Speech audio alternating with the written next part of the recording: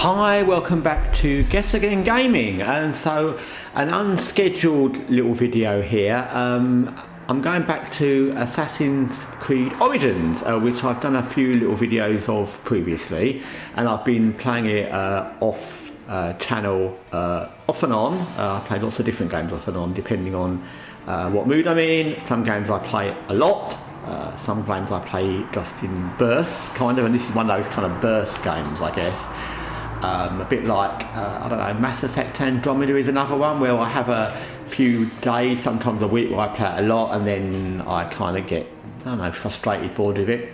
And this game is apparently like that. So I'll just make a few comments on what I've kind of realised having played this off and on for the last maybe fortnight now.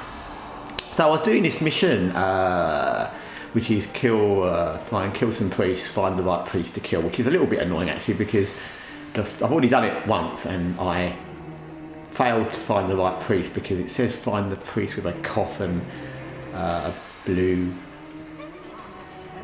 scarf, and this guy looks like he had a cough. Didn't you just see him look like he coughed? And he's kind of got blue, and I did it last time and I thought I'd found the right one, but I hadn't, and then I had one man killing them all. And even though I killed them all, apparently that wasn't the right thing to do. I think I only need to kill the one. Anyway, so it just sends you back to do it again. And then at that point, and also because this little bit of mission is just slightly irritating, not badly irritating, I had a few thoughts. And that is, number one of the problems with this game, I mean, I love the setting and I like the graphics and I like visiting ancient Egypt. One of the problems with this game, and I've not played any other games in the Assassin's Creed series at all, so I can't comment on the latter ones or the previous ones, is this game doesn't have consequences in that you can't die, obviously, because you're the protagonist. You can't die yourself, which is okay, that's fair enough, because in other games, The Witcher, which I played a lot, you can't die because you're the Witcher. But in this game, nobody else can really die either, that you know. So you don't have that same thing where in The Witcher there's consequences, lots of consequences to the things you do, where other people you're involved with can die and you make decisions that can be quite dire for other characters. In this, so far, I've played this quite a lot, so I think I'm on level, I don't know, level 25, and I've got to Memphis, so I've played this a lot. I'm on, there you go, there's all my quests and things, so it's not that I've just started this, and so far I've not come across any consequences to anything I've done. You can't die. The girlfriend or the wife of the main character, Aya, she can't die. Because she's main and to the story. If you do something that affects your character and you die, you just come back, and that again would be like Witcher, but in Witcher the other subsidiary characters can all have bad consequences and die, and there's many characters in that are important that can die, and there's not really any other characters that are that important and they don't die, so there's not really any consequences to the decisions you make. And there's not really any consequences to what's going to happen to you or anybody else. So I realised that while I was doing this, and I just came back and I thought, then another kind of thing, which is kind of linked to the same problem, is you're playing very much a linear story and somebody else's story. And what I mean by that is you're playing as the main character here, and you're making revenge for your child's murder, and so is your wife, and that's what it's about, which in itself is a good story, but the problem is that you're just playing his story and you don't have any choice in what you do or the decisions you make. Again, and I'll keep coming back to Witcher because I played that a lot, and that's based on one character. You are playing his story, but how his story unfolds and what you do completely depends on the kind of witcher you want to be, if that makes sense. There's many missions in that, many decisions where you can take him one way or another way. He can be good, or bad or slightly in between. He can make decisions that affect other people's lives and they're dead. In this, you're very much playing a linear story of Bayek and his story. And you can't deviate from that at all, really. So I suddenly became aware while I was doing this mission that nothing I did really mattered. I can't die. Nothing I do will affect the game or will affect any of the other main characters at all. And there aren't really many main characters. It's really just him and Aya, and that's kind of it. And the story will proceed along a linear lines, whatever I do. There's no decisions in this at all, literally. There's no decisions where you have to decide to do one thing or the other and the story will branch a different way.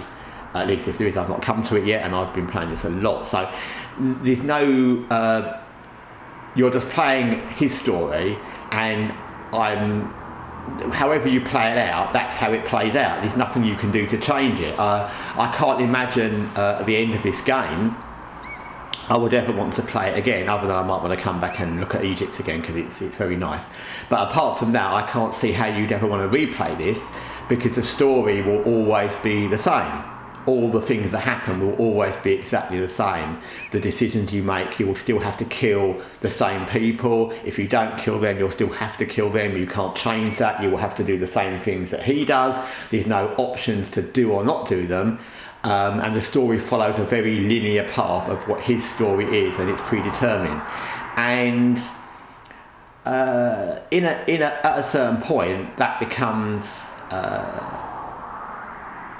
disheartening is the word I'm going to use, because I know now I'm in this mission, whatever I do, it makes no difference. I can run up and kill anybody and it will make no difference to the story. If I kill this guard, all it will mean is a lot of guards chase me. It won't change the fact I've got to come back and do the same story. I can't decide not to kill these priests. If I do or don't, and there were a couple of missions I remember where you can do or not kill somebody, but they're not missions that affect the story. They are almost like little candy dressing, where you think you're making a decision, but you're not really, because those missions don't affect the main story as they would in Witcher. So the main story proceeds in a very linear fashion, and the only decisions you can make are very small decisions. Let that person go, maybe don't, but that person isn't relevant to the story. It's not like the Bloody Baron in The Witcher 3, where there's a huge amount of different things that can happen. It's all very morally grey, and it affects him and his wife and lots of things immensely what you do. In this, it's just candy. You can decide to let someone go or not a few times, but those people aren't relevant to the story in any way. You don't have emotional ties with them, and the decisions you make don't really make any difference. You could just as easily do even, it makes no difference. And that becomes kind of disheartening when you realise that you can't die, no one else that's main to story can die. And like I said, there's not that many protagonists, it's really just him and Aya. And then nothing you do will make any difference, because the story will end up at the same point, whatever you really do. So it's kind of irritating. You have the games like Witcher, where your character is set, but you can make lots of different decisions that affect the story. Then there's games like my favourite game, Watch Dogs Legion, where you don't have a main character, but the things you do will affect the characters, because they will die and they're gone, and that person literally is gone forever. So because they are random characters, and you can never get the same random character twice. So again, your decisions, even if you don't really care about your characters, they do make differences, because someone dies, they're dead for good, and they are in your agency, they're in your gang. In this, nothing makes any difference.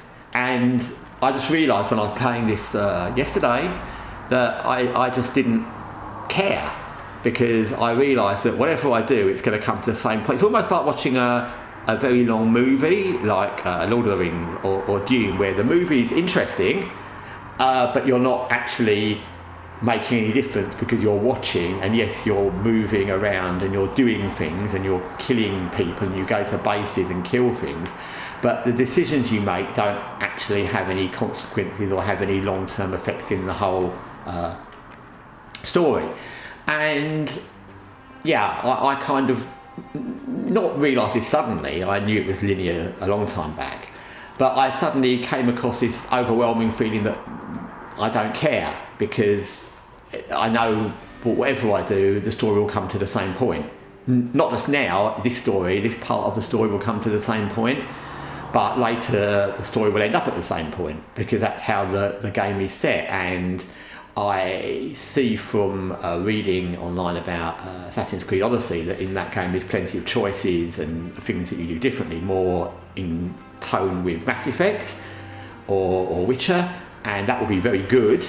And I can't comment on the earlier games, I know they're very different. So yeah, it's just a thing I decided to make a little video about. Like I said, it's a personal opinion, because you know, many people like different things in games, and someone may well like this game being very linear and you don't have choices, and I guess maybe in a different universe almost I would have, if I hadn't come across games like Mass Effect and Witcher, where there are lots of choices. Cyberpunk is another one.